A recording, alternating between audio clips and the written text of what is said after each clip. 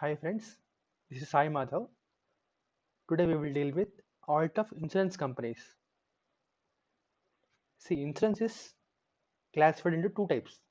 One is life insurance, the other one is general insurance. What is life insurance? We have main example we can take as LIC, Life Insurance Corporation of India. There we will pay premium. It may be annually or a one-time premium. The LIC will insure the life of the person who has taken the insurance. So we will be paying premium and we will be getting compensation from the LIC, that is known as life insurance. And the other type of insurance is general insurance. General insurance is of many types: marine insurance, hull insurance, fire insurance. Basic example we can take as vehicle insurance for our motorcycles, cars, etc. We will take insurance, right? That is known as general insurance. Now, life insurance will be for a fixed term or a variable. Sometimes it can cover the whole life of the person who has taken the insurance, or it can be also for a fixed term. Payouts are certain. Multi-purpose. Life insurance is taken for many purposes. First is investment purpose. Tax benefit. We can claim tax benefits as per ITC, ITD, etc. And as a form of insurance, we can take life insurance. Whereas general insurance, the term is usually fixed. For example, in the case of vehicle insurance, the policy will be valid up to 1 year or 3 years. It will be very fixed. Payouts are uncertain. If you take the example of vehicle insurance, the payout will be, the amount will be dependent upon the accident occurred. If there is a small accident, you will be getting a small amount. If there is a large accident, you will be getting a big amount. It depends on the asset. Solely for insurance. General insurance is only taken for the purpose of insurance. You don't get usually tax benefits and etc.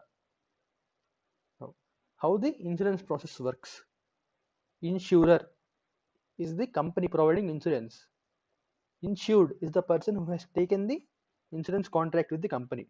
There will be a contract between these two people. Insured will pay premium to the insurer.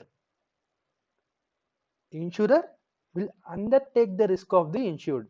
It can be in the form of any asset or life insurance, anything. He'll undertake the risk. This is the process of insurance companies.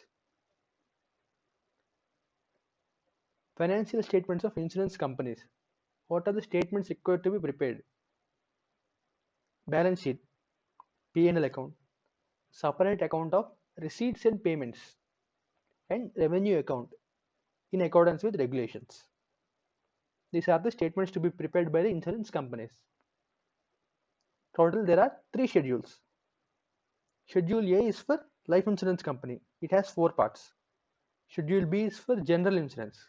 Schedule C is for both life and general insurance. Also, it also contains the matters to be dealt by the auditor's report. This is the basic overview.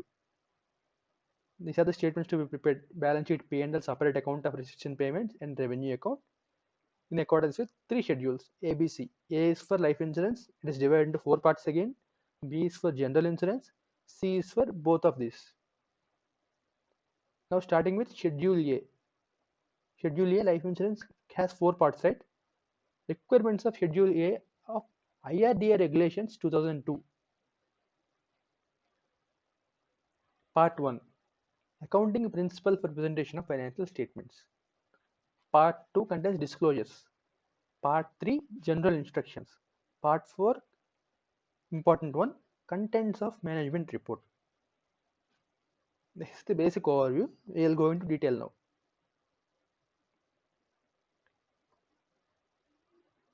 Contents of management report is contained in part 4, right? Now we will see what is management report. See, management report is nothing but it is very similar to director's responsibility statement we have seen in Companies Act. It is also very similar to that. Management will be giving a report to all the stakeholders. Confirmation regarding validity of registration. The registration of life insurance or general insurance company. What is the validity of that? All statutory dues are paid. Shareholding pattern is as per law. See, management is confirming all these things. solvency margin is maintained. What is solvency margin? We will see. Solvency margin is being maintained. Valuation of investment is as per norms. Management has not invested any money outside India. Overall risk exposures. Operations in other countries. Confirmation regarding those. Aging of claims. Aging means all the claims the management should report in a specified format. For example, up to 3 months, up to 6 months, 1 year, on the basis of age of the claims, they should be reported properly. Quality of assets and portfolio. Payment to parties in which directors are interested. Responsibility statement. These are all the contents of management report. Now, next part. Appointment of auditor. How an auditor is appointed in insurance companies. First one is for general insurance companies and its subsidiaries. The auditor is appointed by C&AG, Comptroller and Auditor General of India. For other insurance companies, he will be appointed at AGM, such that auditor satisfies IRDAI regulations. That is compulsory. Ceiling on audit. Ceiling means maximum number of offices he can hold. If you remember, in Companies Act, it is 20 companies. In the same way, here it is maximum 3 insurance companies. Out of these 3, there is a condition. Maximum 2 can be life insurance, or maximum 2 can be general insurance. That means he can conduct maximum of 3 companies at the same time, but 3 should not be of the same type. He should maintain 2:1 ratio. 2 and 1 may be anything, life insurance or general insurance. They can mix it up. Legal framework. What are the various laws applicable? Insurance Act 1938, IRDAI Act 1999, amended as per 2015, IRDAI regulations, Companies Act 2013, GIC Act 1972. These are the various acts applicable for insurance companies. Paid up capital, it is very important. See, insurance sector and banking sectors are highly regulated sectors. So there is a large amount of paid up capital to be maintained, because the companies will be working on the public money. Indian insurance company, the paid up share capital should be minimum of 100 crores. Equity paid up share capital minimum 100 crores, excluding preliminary expenses. This is for Indian insurance company. For a reinsurance company, it is 200 crores. We will see what is reinsurance company. Here you just remember it is 200 crores, right? Next, solvency margin. What is solvency margin? Value of asset in excess of liabilities is not less than 50% of amount of minimum capital. That means assets should be greater than liabilities. To how much extent?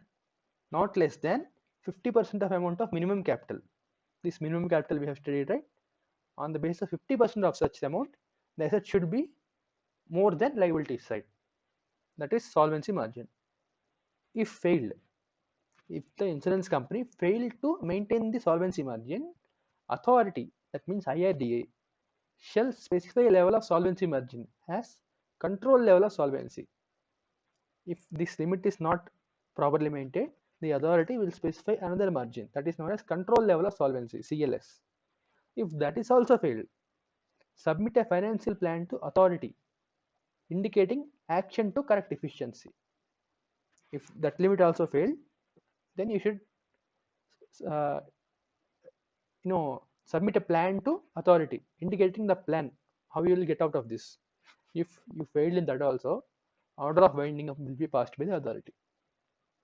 This is regarding solvency margin. In this slide, the most important thing is minimum paid up capital and solvency margin. Next one, unexpired risk reserve. What is unexpired risk reserve? You have to understand it. We will take the example of bike insurance, vehicle insurance. Suppose you have taken insurance policy on 1st February 2019 for 1 year. Till what date the insurance will be valid? Till the midnight of 31st January 2020.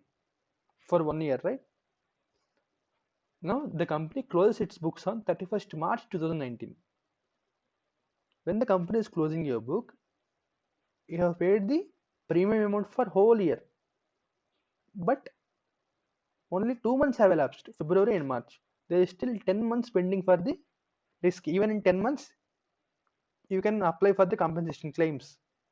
The company has a risk, but the premium is already received in 19 year. But risk is also carried forward to 20th year, 2020 year. Then the company should create a reserve called unexpired risk reserve for the risk that can occur in the current year.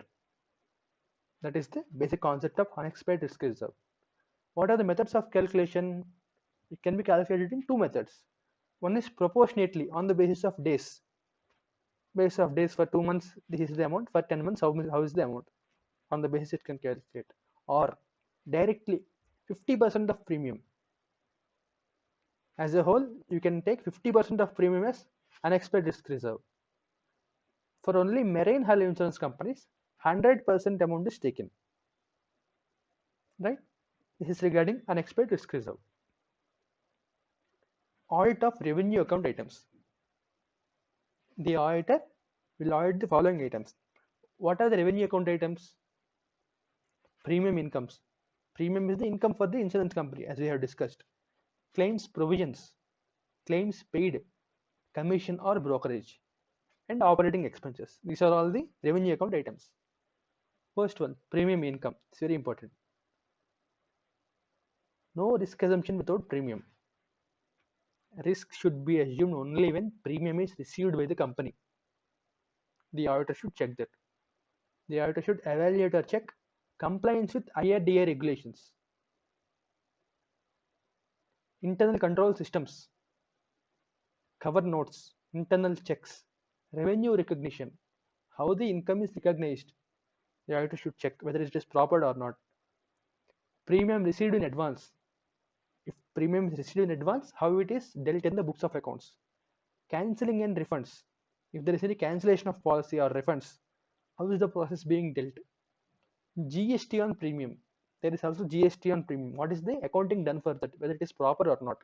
The auditor should check these things. Next, claims provisions. Verify, check or ensure provision made for all unsettled claims. Unsettled claims, there is a provision made or not, you should check. Claims incurred but not reported. See, every day for a big insurance company, every day so many of claims will be incurred and so many will be reported. Generally, there will be time gap from incurring and reporting.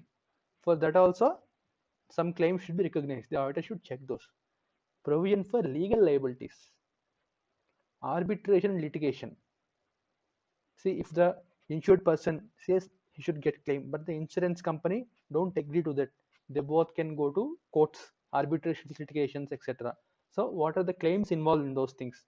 Whether they are properly disclosed or not, the auditor should check. Claim status report. What is the status of claims as on date? Claim should be provided at net of salvage value. See, if you have a car, you got insured, right? Car is having insurance.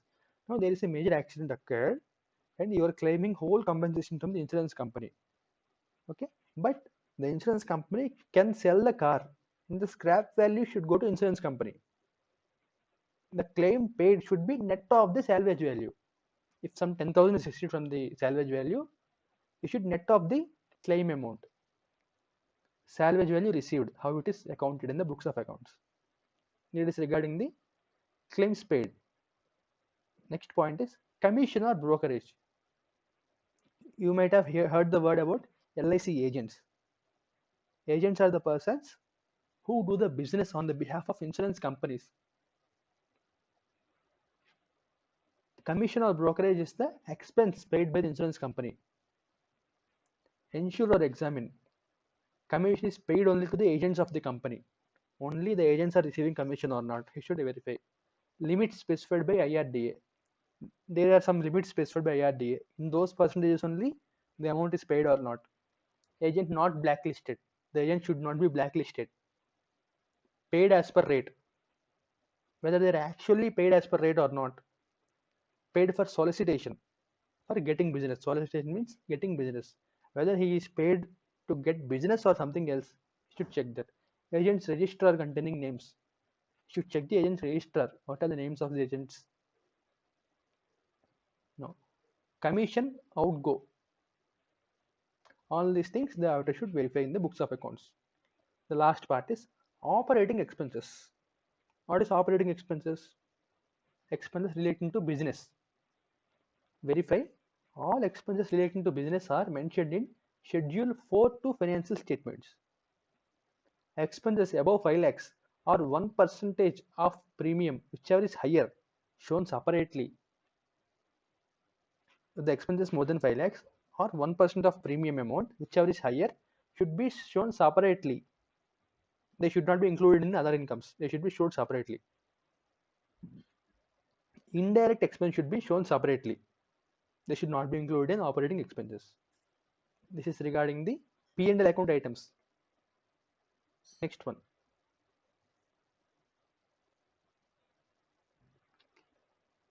This is important question, guys, which is asked in the previous attempts. Claims, registers and records. What are the various registers and records for the claims? Claim initiation register, claim paid register, claim disbursement bank book, claim dockets, salvage registers, report of quality assurance teams. These are the various things to be kept for claims. Now, audit of items of balance sheet. We have discussed about revenue items. Now we are going to balance sheet items. What are the various things in balance sheet? Investments. Investments made by the insurance company. Outstanding premium and agent balances. See, if we are paying in the current year, it is known as revenue item. If something is outstanding at the end of the year, we will be showing in the balance sheet as a liability, right? Contingent liability and discounts. All these are the balance sheet items auditor has to verify. First one, investments. Verify, ensure, examine scripts from custodian statement demat account. You should take the demat account and verify all the investments, whether they are in the name of the company or not. You should get the branch audit report. If there is any branch, you should get the branch audit report from the auditor of the branch, and you should verify the investments there also. Method of accounting. What is the method being followed? Disclosures required. Proper disclosures are made or not. TDS certificates. Income appropriately accounted or not. How the income is accounted. Physical verification of investments. Inspection, physical verification. You can check the copies of investments. Provision. Whether there is any provision created or not. You should get the written certificates from the management regarding the investments. These are all the points relating to investment in the balance sheet. Next one, outstanding premium and agent balance. Scrutinize, examine or inquire. Control account debit balance in nature. The control account, if there is any debit balance, what is the nature of that? Inoperative balances and treatment for old balances. If there are some agents, those are inoperative and there are very old balances, you should take the data. Reasons for retaining old balances. Suppose there is an old balance of 5 lakhs in the outstanding premium. It is being carried for 5 years. What is the reason regarding the old balances? Why it is not being paid? Availability of adequate bank guarantees. Age-wise, sector-wise analysis of outstanding. Huge outstanding balance of agent commission account. If there is any huge amount of outstanding amount, you should check that or verify that. Next one, contingent liability and discount. Examine adequacy disclosure of partly paid investment. Underwriting commission. Guarantees given by the company. Statement demand or liability. Reinsurance to the extent not provided. Claims not acknowledged as debt. These are general points you should remember and write, okay? This is regarding contingent liability and discount. Now coming to most important part. Insurance is of two types as we discussed, life insurance and general insurance. Here, insurance can be done in two types of businesses. One is co-insurance and the other is reinsurance. For example, If insurance company has got a person who is willing to take insurance of 100 crores, now the insurance company is not so big, it cannot provide 100 crores insurance. So the insurance company made contract with two other insurance companies. Okay, so now there are three companies providing insurance of total 100 crores together. So what they are doing, they are entering into a partnership to bear the risk. So actually they are sharing the risk.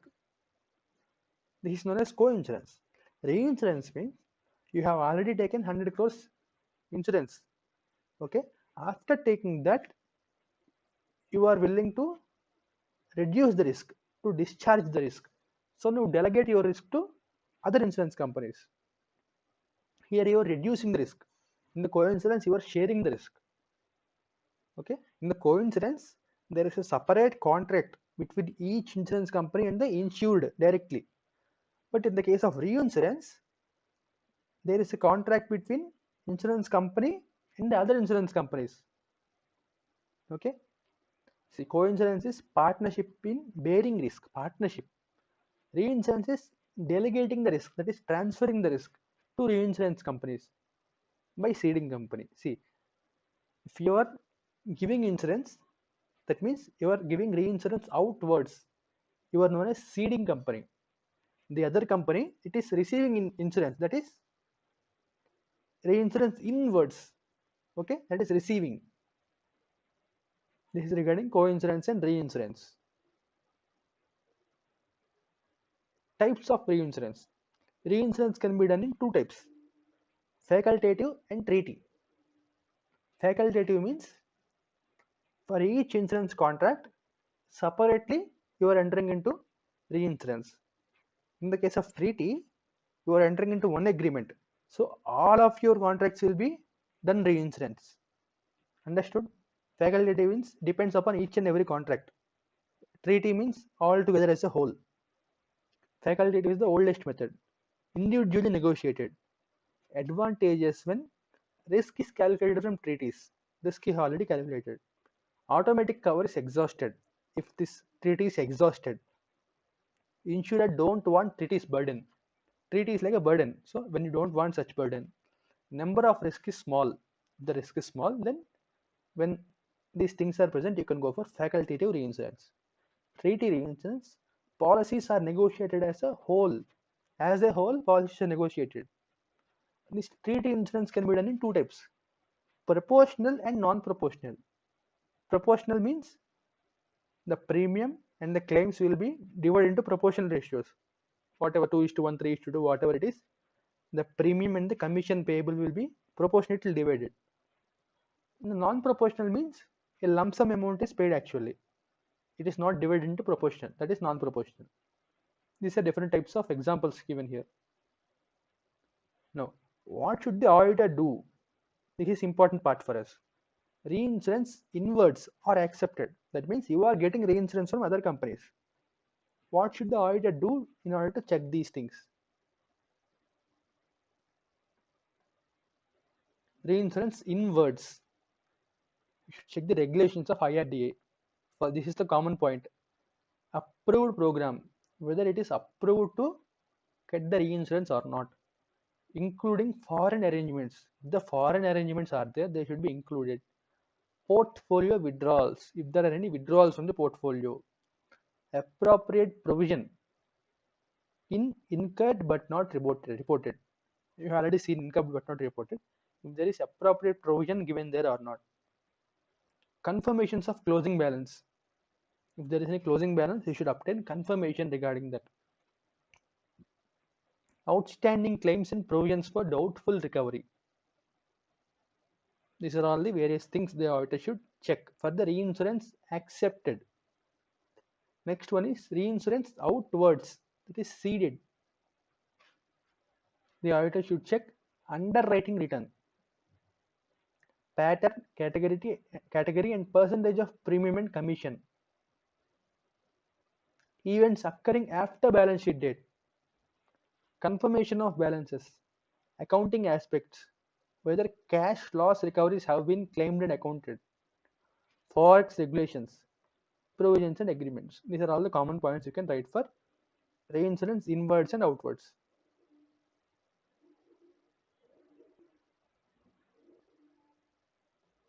Next one is trade credit insurance. What is trade credit insurance? For example, if there is a seller of goods, the buyer is in foreign country, so you are exporting to that person. You have a doubt that he will not pay you, or he may go bankrupt, or what the case. So you are insuring this contract of selling and buying of goods with the insurance company. So if the buyer has defaulted in payment, the insurance company will pay you. Obviously, you have to pay some premium to the insurance company. This is known as trade credit insurance. Policy to cover risk of bad debts. It is risk of non-payment because of insolvency of buyer or any other reason. Whatever the reason may be, you are getting the risk of non-payment.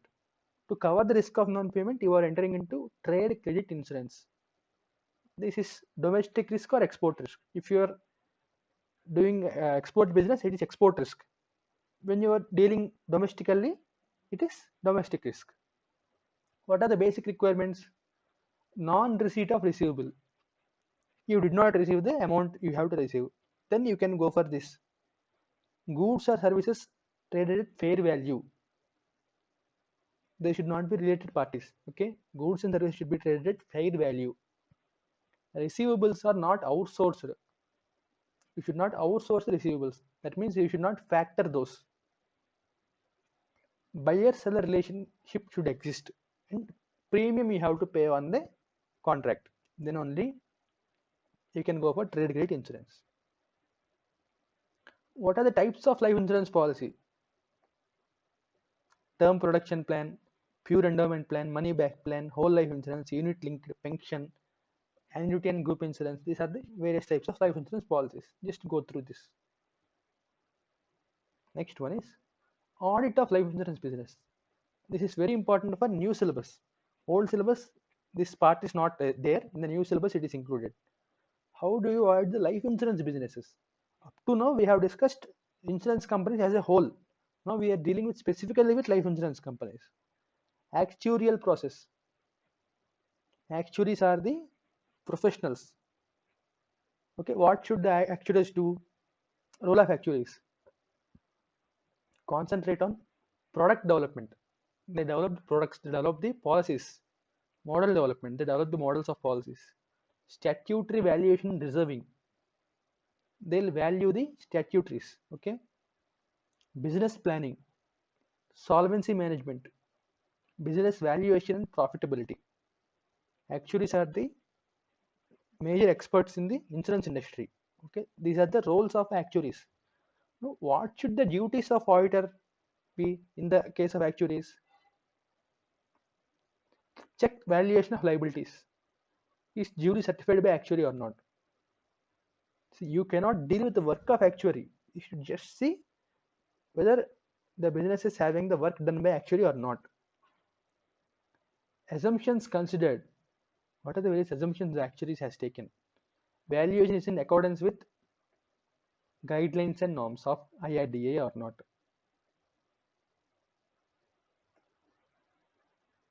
Procedure. What is the procedure you have to do? Rely on certificate issued by actuarian. Discussed with actuarian. If you say this, it is mainly related to using the work of expert. Okay, if the actuary is management, then it is dealt in SA 500 using the work of management's expert. If the auditor is appointing actuary, it is dealt in SA 620 using the work of auditor's expert. Okay, so actuary is an expert. You are using the work of an expert. Underwriting. Underwriting is the function to write the business that will bring money to the insurance company and to protect the company from making loss. Bringing money, protecting the company. What should the auditor do? Role of auditor: reviewing the process of acceptance, evaluate effectiveness of internal controls, ensure adherence to act, rules and regulations. Next one, reinsurance. Same for GIC. Okay. In the previous slides, we have discussed about reinsurance. Same points you have to write here. Nothing new. Free look cancellation. Policyholder has an option to cancel or return the policy within 15 days from the receipt of policy in case he disagrees with terms and conditions. For example, if you book a product in Amazon or Flipkart, you will be having 15 days time to return the product if you don't like the product. In the same case, insurance companies also have introduced a policy called free look cancellation. If in the first 15 days from taking the policy, if you disagree with any terms and conditions, you can cancel the policy or return the policy. This is known as free look cancellation. The important part to remember here is 15 days. The policy holder will only have 15 days period.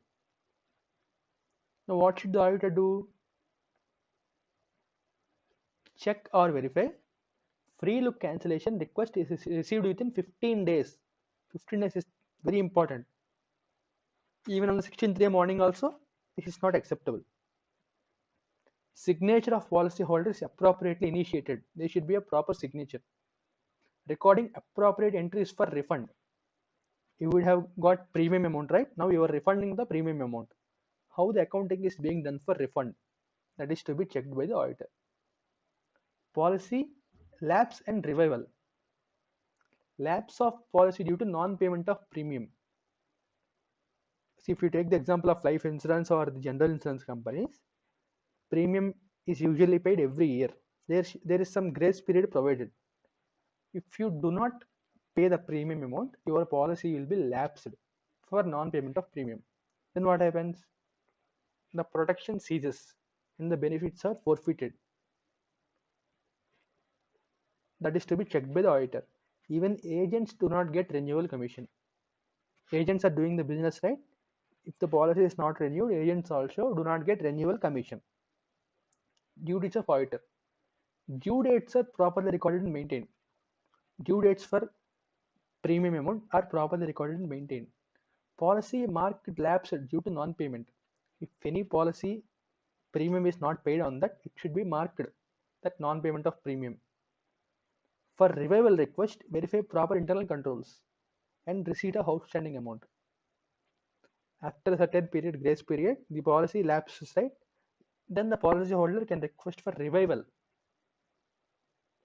The auditor should verify the internal controls and receipt of outstanding amount, outstanding premium amount. Now he can pay. It should be properly accounted for now. Policy surrendered. Voluntary termination before of contract. Suppose you have taken a insurance contract for 5 years, insurance policy for 5 years. After 3 years, you can cancel the contract. Voluntary termination. Voluntary means you on your own before the expiry of contract. However, minimum 3 years completion should be there. Plus, premium should be paid on due date. For all the 3 years at least, the premium should be paid regularly on due dates. Then you can surrender the policy. Here the important part is to remember 3 years. Here free look cancellation, it is 15 days. Here it is 3 years. Policy holder to submit surrender request duly signed along with original policy document and discharge voucher. In his own name, he should sign and give the contract original policy to insurance company. What is the role of auditor? Surrender request received from policy holder only. Adequate internal controls. Surrender amount paid to policy holder only. Appropriate accounting entries passed. All this to be considered by the auditor. Premium collection for life insurance companies. Consideration received by company from the policy holder. Received but not identified. Unallocated or suspense account amount. If there is any amount transferred to suspense amount, you should check that why it is transferred. Role of auditor. What is the role of auditor? Collection and calculation of premium. How the premium is collected. How the calculation is made. Recognition of income. Accounting of advance premium. If the premium is paid in advance, how it is recorded. And lastly, for investments and claims, it is same as for general insurance companies only. Okay, no separate points. So this is the completion of insurance companies chapter. Thank you so much, guys.